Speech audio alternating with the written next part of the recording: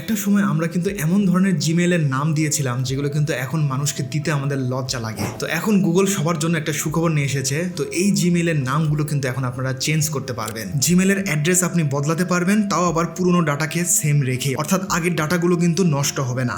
এখন পর্যন্ত জিমেইলের মূল @gmail.com ইউজার নেম সরাসরি পরিবর্তন করার ফিচার সবার জন্য আনুষ্ঠানিকভাবে চালু হয়নি। মানে আপনি চাইলে নাম, ডিসপ্লে নেম বদলাতে পারবেন, কিন্তু আসল ইমেইল ইউজার নেম coolboy123@gmail.com এটা চেঞ্জ করা যাবে না। তাহলে এখন প্রশ্ন হলো, এই খবরটা আসলে কোথায় থেকে আসছে? গুগল কিছু ক্ষেত্রে অ্যালিয়াস বা আল্টারনেট ইমেল সিস্টেম নিয়ে কাজ করছে, যেখানে নতুন নাম ব্যবহার করা যায়, পুরনো মেইলও আসে, কিন্তু এটা এখনো limited testing, region based roll out সবাই এখনো পাচ্ছে না। তাহলে এই যে পুরো নিউজটা আসলো, এটা আসলে আংশিক সত্য। পুরনো ডাটা থাকবে যদি অ্যালিয়াস সিস্টেম ব্যবহার হয়, পুরনো মেইলে আসা মেইল নতুনটাই রিডাইরেক্ট হতে পারে, বছরে একবার বা 3 বার লিমিট। এই তথ্যগুলোও এখন পর্যন্ত অফিসিয়াল হয়নি। অর্থাৎ জিমেইলের যে অ্যাড্রেস এটাকে চেঞ্জ করা যাচ্ছে, এটা এখনো অফিসিয়াল ভাবে নিউজ কিন্তু আসেনি। চারিদিকে কিন্তু এই নিউজটা ট্রেন্ডিং এ ছিল যে জিমেইলের অ্যাড্রেস নাকি চেঞ্জ করা যাচ্ছে, কিন্তু অফিসিয়ালি এই নিউজটা কিন্তু এখনো অ্যানাউন্স হয়নি। যখন এই ফিচারগুলো পুরোপুরি লঞ্চ হয়ে যাবে তখন কিন্তু অফিসিয়াল অ্যানাউন্সমেন্টও আসবে, তখন কিন্তু আপনাদেরকে আমি দেখাবো যে কিভাবে আপনারা চেঞ্জ করতে পারবেন আপনাদের জিমেইলের অ্যাড্রেসটি।